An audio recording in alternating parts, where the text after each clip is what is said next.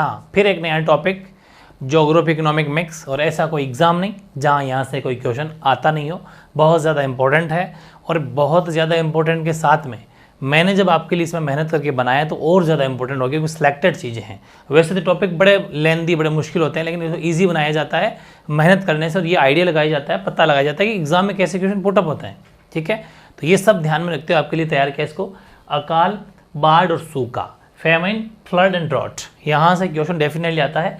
और दूसरी बात, इतना नॉलेज होता है, मतलब ये बहुत प्यारे टॉपिक होते हैं, इससे आपको बड़ा इंटरेस्ट आ रहा होगा, है ना, कि हमारे कहाँ कहाँ पर बाढ़ आ रही है, कहाँ पर बाढ़ से प्रभावित जिले हैं। अकाल होता है तो अकाल कितने तरह का अकाल होता है, अपन 8 प्रकार का आपको अकाल पढ़ाऊंगा अभी, है ना, कि 8 प्रकार के अकाल होता है एक्चुअली। ठीक है, तो ये सब बातें अपन जानने वाले हैं।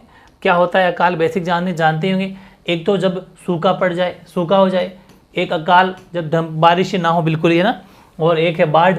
बाढ़ तो जानते हो ज़्यादा बारिश का हो जाना, सिंपल से, खैर और वर्ड तो एक दूसरे से सेम ही है। पहले अपन ये जानेंगे थोड़ा सा अकाल के बारे में। ठीक है, अकाल की पीएचडी कराता हूँ पूरी आपको। अकाल बेसिकली 8 प्रकार के अकाल अलग अलग नामों से जाना जाता है। एक अनअकाल, कहते हैं साहब अनअकाल पड़ गया, मतलब और तो ठीक है, पशुओं के लिए चारा तो हो गया, लेकिन अन्न नहीं हुआ इस बार, ये तो सुना होगा आपने। अनअकाल मतलब कृषि उपज नहीं होना, कृषि उपज का नहीं होना, तो वो उसे बोले अपन, क्या बोलते हैं कि इस बार तो अन्न का अकाल पड़ गया, मतलब अनअकाल हो गया। ठीक है, दूसरा है त्रिकाल। त्रिकाल बोलते हैं इसको, त्रि मतलब 3, भोजन, पानी और चारा, तीनों का संकट जब होता है तब कहा जाता है तो त्रिकाल। इस बार तो 3 चीज़ों का काल पड़ गया, ना तो भोजन है, ना पानी भी सूख गया, और चारा हो नहीं रहा, तो भोजन, पानी और चारे के संकट जब होता है उसे त्रिकाल बोलते हैं।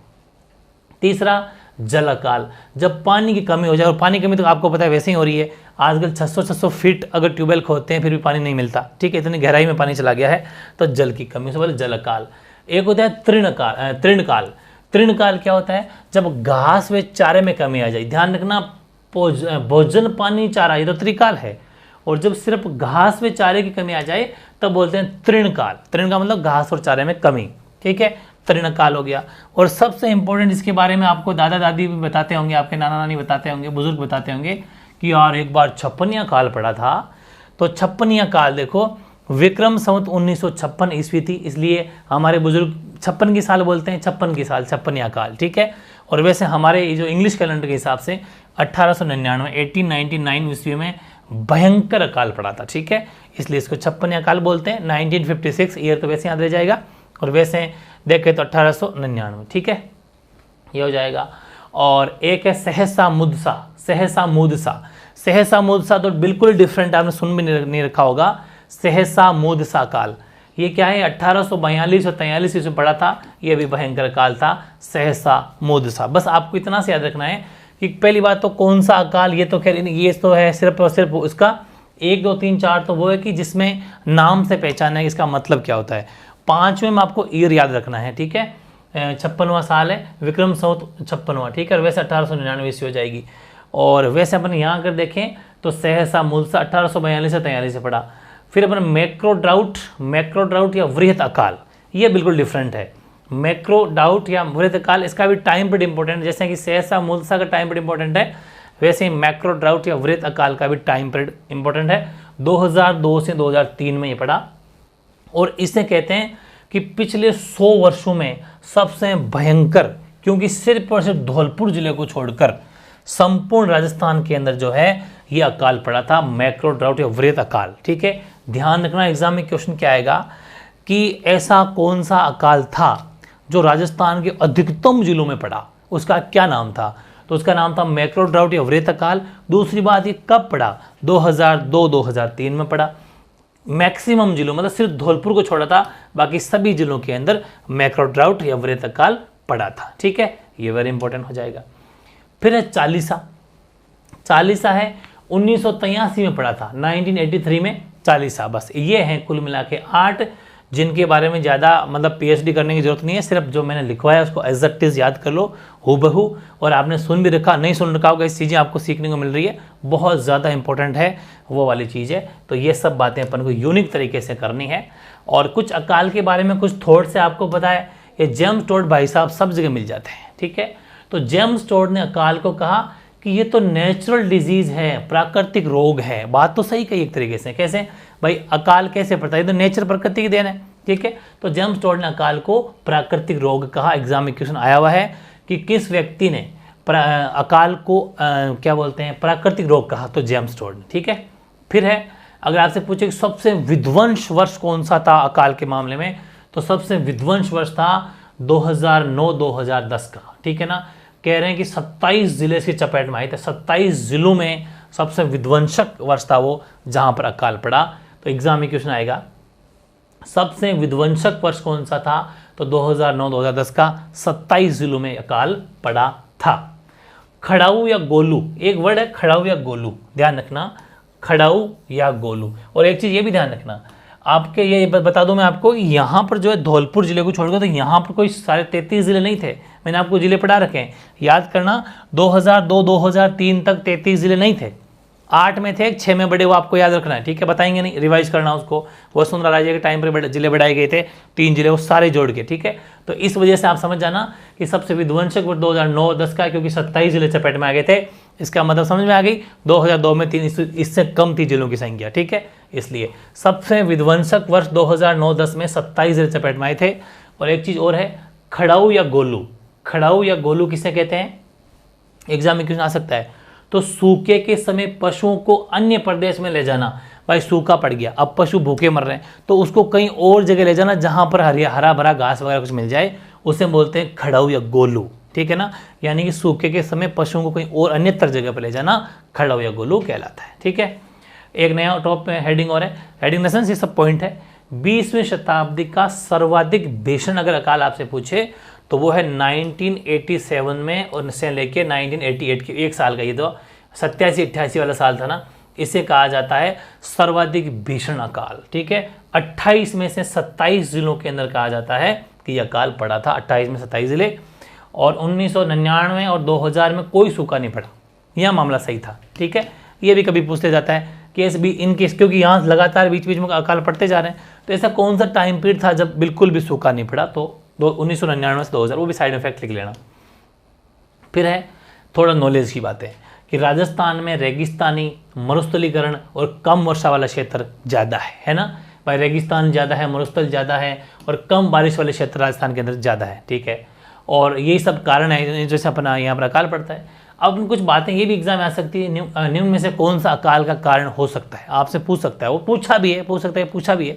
तो देखो 8-10 कारण है अकाल पड़ने के। पहला, वर्षा की अपर्याप्तता, ठीक है, मतलब प्रॉपर बारिश नहीं हो रही है, ठीक है। वर्षा की अनिश्चितता, कभी तो हो जाए कभी नहीं, कोई गारंटी नहीं है, ठीक है, मानसून का जुआ है। शुष्क जलवायु व उच्च तापमान, ये भी से ड्राई तो हमारे क्लाइमेट है, और हाई टेम्परेचर, यहाँ पर भयंकर तरह धूप गर्मी पड़ती है। वनों का अभाव, उतने हरे भरे हरियाली नहीं है, ज़्यादा पेड़ पौधे भी अपने यहाँ पर कम है, नहीं है, ठीक है, तो वनों का अभाव है। भूजल का अंधाधुंध विद्रोहन, बिल्कुल सही है, जमीन के पानी का विद्रोहन कर रहे हैं लोग, और करना ही पड़ता है, मजबूरी एक तरीके से। वेस्ट राजस्थान की अगर अपन बात करें, पश्चिम राजस्थान की, तो पानी 650-700 फीट नीचे चला गया, लेकिन करें क्या, अब किसान भूखे तो मरेंगे नहीं, थोड़ा बहुत तो करना ही पड़ेगा कुछ। तो भूजल का अंधाधुंध विद्रोहन हो रहा है, और पारिस्थितिक, इसीलिए तो पारिस्थितिक अनबैलेंस हो रही है, असंतुलित हो रहे हमारी पारिस्थितिकी, ये भी सब कारण है। और सिंचाई साधनों का अभाव है, ठीक है, सिंचाई साधनों का अभाव भी एक इसका कारण है। और नियमित या बारहमासी नदियों का अभाव, हमारे यहाँ पर बारहमासी नदियाँ नहीं है, बस बारिश के दिनों में नदियाँ बहती है, वरना 12 माह से पूरे 12 महीने की नदियाँ बहे तो फिर क्या दिक्कत है। तो नियमित या 12 नदियों का अभाव, इस वजह से भी सूखा पड़ता है, अकाल पड़ता है। पशुपालन में कृषि आधारित कमजोर अर्थव्यवस्था, हमारी पशुपालन पर ज़्यादा निर्भर रहते हैं, यहाँ पर एग्रीकल्चर कृषि पर ज़्यादा बेस्ड है हमारी यहाँ की इकोनॉमी राजस्थान की। भाई लोग पशु पालते हैं और पशु डिपेंडेंट सिर्फ खेतों पर, अगर अकाल पड़ जाएगा तो भाई होगी गड़बड़। तो पशुपालन में कृषि आधारित कमजोर अर्थव्यवस्था हमारी। और जनसंख्या वृद्धि मेन मुद्दा है ये, क्योंकि पॉपुलेशन ग्रोथ होगी तो ये तो डेफिनेटली तय है कि हर चीज़ की डिमांड ज़्यादा बढ़ेगी। और ये सब कारण है कि ये सब 10 कारण है मेनली जो अपन देख रहे हैं। अब आपसे पूछे जा सकते हैं कि अकाल को कम करने के क्या उपाय हो सकते हैं। तो इसमें 2 तरह के उपाय हैं, एक अल्पकालीन उपाय जो कुछ समय के लिए हो, एक दीर्घकालिक उपाय जो लंबे समय के लिए हो, अभी आगे लिखाऊंगा। पहले हेडिंग लगाओ आप, फर्स्ट अल्पकालीन उपाय, यानी जो कुछ समय के लिए हो, जैसे कि कुछ राहत कैंप लगा के राहत कार्य मतलब किए जा सकते हैं अकाल को कम करने के लिए। नियमित वार्षिक योजनाएं लाओ भाई, जैसे कि पानी बरस रहा है तो उस पानी को स्टोरेज किया जाए। बड़े बड़े टैंक जो ऐसे आजकल योजनाएं सिस्टम चला रही सरकार कि आप ज़मीन वाले जो पानी वो टैंक होता है ना जो खुदाई करती है, वो बड़े बड़े खोद लो, बारिश के पानी को इकट्ठा कर लो और आने वाले टाइम उसको भी थोड़ी बहुत उसको यूज़ किया जा सकता है एग्रीकल्चर में। ठीक है, ऐसी कुछ प्लानिंग योजनाएं लेके आए गवर्नमेंट। और संस्थाओं तथा जन सहभागिता का समन्वय बिल्कुल सही है। जितने भी इंस्टीट्यूशन है, संस्थाएं हैं और जन सहभागिता मतलब सभी लोगों को आपस में समन्वय अगर बैठा दिया जाए और इस पर सोच विचार काम किया जाए तो इसमें उपाय हो सकता है कि भाई कैसे न कैसे करके पानी को, बारिश के पानी को बचाया जाए, अलग बड़े बड़े टैंक बनाए जाए। हालांकि गवर्नमेंट भी कर रही है, 50% सब्सिडी गवर्नमेंट देती है। वो बड़ा सा खेत में आपने देखा होगा पानी का खोद दिया जाता है, वो वाली चीज़ें तो काफ़ी प्रयास कर रही है और करने भी चाहिए। अब दीर्घकालिक लॉन्ग टाइम अगर उपाय हम देखें, वो तो थे शॉर्ट टाइम, तो इसमें एक ये सिंचाई सुविधाएं उपलब्ध करवाना भाई, जैसे ड्रिप सिस्टम हो और बूंद बूंद वाली सिंचाई तो ज़्यादा बेस्ट है, पानी कम खर्च होता है उसके अंदर, वो होना चाहिए। बहुउद्देशीय परियोजना का विकास हो, जैसे बहुउद्देशीय नहरों वगैरह का डेवलपमेंट होगा, बहुउद्देशीय परियोजना होगी, नहरें नाले अगर ज़्यादा ज़्यादा बिछेगी तो इससे भी हमारे जो है मतलब लॉन्ग टाइम तक हम जो है एक पे हरियाली रख सकते हैं और अकाल से बच सकते हैं। अधिक जल क्षेत्रों में जल संसाधन, जहाँ पर पानी की संभावना है वहाँ पर जल संसाधन मतलब पानी को बचा के रखा जाए। वृक्षारोपण बिल्कुल सही है। मरुस्थलीकरण ज़्यादा होगा तो सीधी सी बात है डेजर्टिफिकेशन वो फैल जाएगा, तो फिर वहाँ पर कैसे हरियाली आएगी। तो वृक्षारोपण ज़्यादा से ज़्यादा करो ताकि जो खेत है बिल्कुल वैसे मतलब एकदम मरुस्थल नहीं बनेंगे, तो वृक्षारोपण भी करो, ये भी एक बेस्ट ऑप्शन है। सब्जी फल व नकदी फसलों का प्रोत्साहन किया जाए, ठीक है, ज़्यादा बढ़िया रहेगा। सब्जी करो, फल करो, या फिर नकदी फसलें जो होती हैं इनमें कैश मिले इंसान को, ठीक है, ताकि वो अगर कभी दिक्कत हो भी गई तो कोई चीज़ खरीद तो पाए। वो है मिश्रित कृषि करो, इससे भी फायदा है, ज़मीन के उपजाऊपन बना रहता है। और ग्रामीण व कुटीर उद्योगों को बढ़ावा मिले, ये भी सही है। अगर आप थोड़ी बहुत इनकम का सोर्स कर दोगे उनको, छोटे मोटे ग्रामीण कुटीर लेवल मतलब जो हाथ वाले होते हैं, छोटे मोटे कुटीर उद्योगों अगर चालू किया जाए तो उससे भी थोड़े बहुत इससे जो है हमें जो है कुछ आराम मिलेगा, इसका भी उपाय है। भाई लोगों बस इनकम आ जाएगी तो गरीबी तो नहीं फैलेगी, और पर्यटन को बढ़ावा मिले तो थोड़े बहुत इनकम का सोर्स पैदा हो सकता है, रोजगार के साधन बन सकते हैं। तो ये सब हैं जो कुछ दीर्घकालिक उपाय इसके हैं, ठीक है।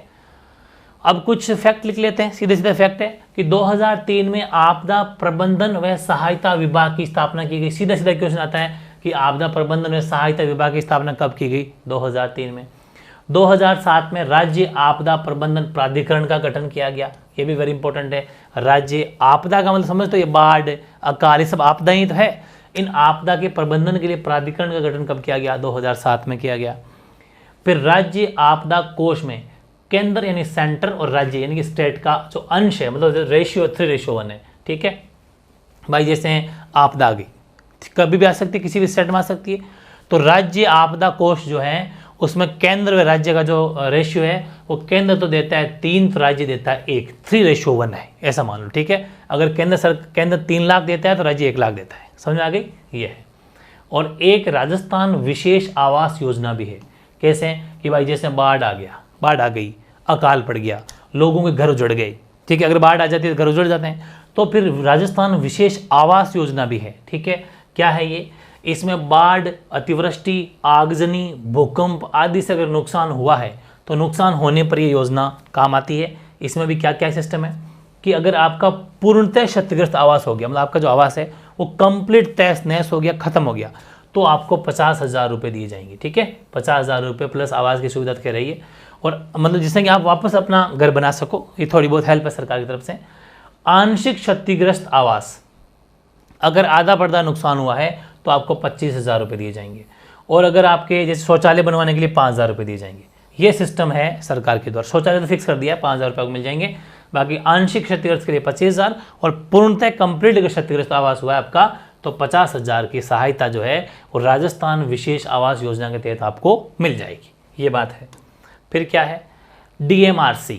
DMRC क्या है? डेपर्ट मेडिसिन रिसर्च सेंटर, ठीक है। DMRC क्या है? डेपर्ट मेडिसिन रिसर्च सेंटर। 1984 में 1984 में इसकी स्थापना की गई, जोधपुर के अंदर स्थापना की गई हमारी भारत सरकार के द्वारा, मतलब सेंट्रल गवर्नमेंट के द्वारा, इंडियन गवर्नमेंट के द्वारा DMRC है ये। इसमें भी है जो है सरकार जो है कोई सेम वही बात है, आपदा प्रबंधन के लिए व्यवस्था करती है और जो भी जिसका भी नुकसान है उसकी भरपाई करती है। एक है फूड स्टैम्प योजना। देखो वो तो सीधी सीधी आएगी कि DMRC क्या है। तो फुल फॉर्म पूछी जा सकती है। डीएमआरसी की स्थापना किसने की? भारत सरकार द्वारा की गई। और ये पूछेगा डीएमआरसी की स्थापना राजस्थान में कहाँ पर की गई? तो जोधपुर में की गई। कब की गई? तो 84 में, 1984 के अंदर की गई। ठीक है, ये ध्यान रखना है। फिर क्वेश्चन बनेगा फूड स्टैम्प योजना। फूड स्टैम्प योजना क्या है?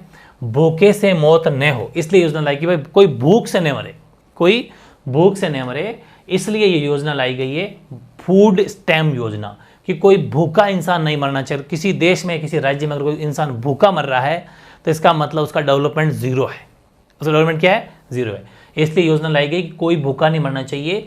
और फूड स्टैम्प योजना 2004 में स्टार्ट हुई और प्रति वर्ष 10-10 केजी के, 10-10 किलो के 100 पैकेट हर गांव के सरपंच को दिए जाते हैं। प्रति वर्ष 10-10 किलो के 100 पैकेट, समझ पा रहे हो ना? प्रत्येक गांव के सरपंच को दिए जाते हैं और वो सरपंच अपने गांव में वो उन लोगों को मतलब देगा जिनकी वाकई राशन की समस्या है, जिनको खाने के दाने नहीं मिल रहे हैं। तो सरपंच उन परिवारों को ये जो 100 पैकेट उसको मिले, 10-10 किलो के पैकेट जो मिले हैं वो उनको देगा जिनके पास में राशन, खाने के लिए राशन नहीं है। ठीक है, तो ये भी योजना है फूड स्टैम्प योजना 2004 में प्रारंभ की गई और प्रतिवर्ष 10-10 किलो के 100 पैकेट सरपंच को दिए जाते हैं। और मेन मुद्दा क्या है इसका? मेन है भूख से मौत न हो। इस योजना का मेन मुख्य उद्देश्य ध्येय ये है। ठीक है, और सूखा संभावित क्षेत्र कार्यक्रम चलाया गया था 11 जिलों में। ठीक है, बस आपको इतना सा फैक्ट रखना है कि सूखा संभावित क्षेत्र कार्यक्रम कितने जिलों में चलाया गया? तो 11 जिलों में। राष्ट्रीय लघु सिंचाई सुधारीकरण परियोजना, ये देखो ये चलाई गई 20 जिलों में, 20 डिस्ट्रिक्ट के अंदर चलाई गई 31 मार्च 2005 को। वेरी इंपॉर्टेंट फैक्ट है, राष्ट्रीय लघु सिंचाई सुधारीकरण परियोजना पहली बात तो कब? 31 मार्च 2005 को। कितने जिलों में? 20 जिलों में। ठीक है, किसकी हेल्प से? तो जापान की हेल्प से। किसकी हेल्प से? जापान की जो एक कंपनी अंतर्राष्ट्रीय सहयोग एजेंसी है JICA। JICA की फुल फॉर्म क्या है? जापान इंटरनेशनल और कॉरपोरेशन एजेंसी। ठीक है, यानी कि जापान अंतर्राष्ट्रीय सहयोग एजेंसी है जिसकी सहायता से ये जो है परियोजना चलाई जा रही है। ठीक है, और फिर 2 पॉइंट और है।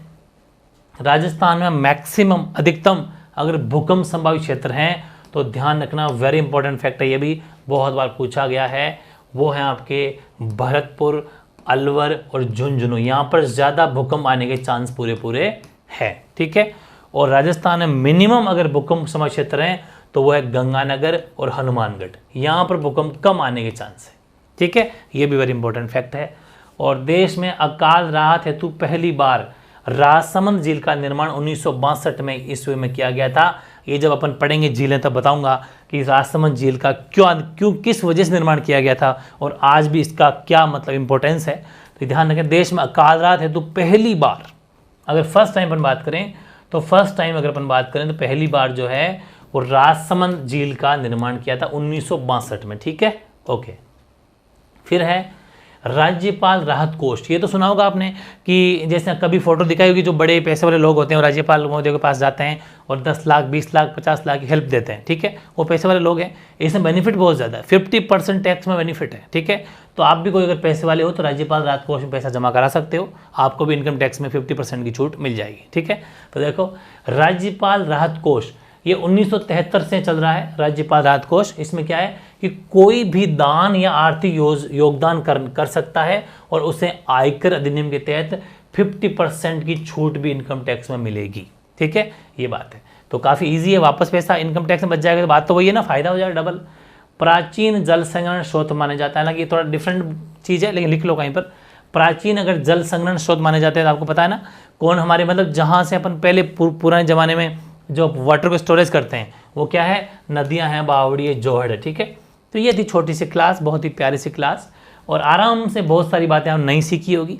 और ये छोटी छोटी क्लासें जो होती है मेरे हिसाब से 8वीं या 9वीं क्लास आज हो गई है, इनको ढंग से पढ़ लेना। चाहे जनसंख्या हो, चाहे परिवहन हो, चाहे वो आपका वो अपन वन्य वाला हो, चाहे वो आपका कृषि वाला हो, चाहे वो ऊर्जा वाला हो। ठीक है, ये जितने भी चाहे मैंने उद्योग पढ़ाए होंगे सारे के सारे टॉपिक, चाहे आज ये परिवहन, ये क्या नाम अपना ये टॉपिक हो गया बाढ़ अकल वाला, तो जितने भी टॉपिक है सारे एक से बढ़ के बहुत ज़्यादा इंपॉर्टेंट है।